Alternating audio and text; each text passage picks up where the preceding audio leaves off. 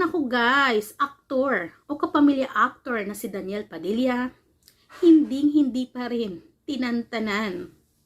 Mas lalong uminit o naging usap-usapan ngayon ang aktor na si Daniel Padilla pagkatapos nga magsalita or sagutin ito ng boyfriend or fiancé nga ni Bea Alonzo na si Dominic.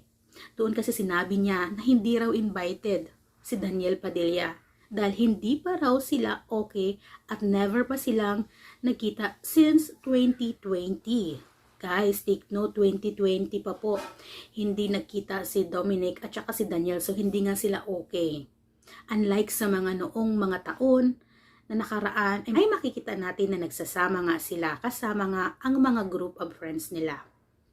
At dito nga sa sinabi nga kasi ni Dominic, kaya nga ito naging nasabi ni Dominic dahil nga sa isang event na pinuntahan niya ay isa nga doon sa nagtanong kung invited ba ang Katniel sa kasalan ni Bea Alonzo at ni Dominic.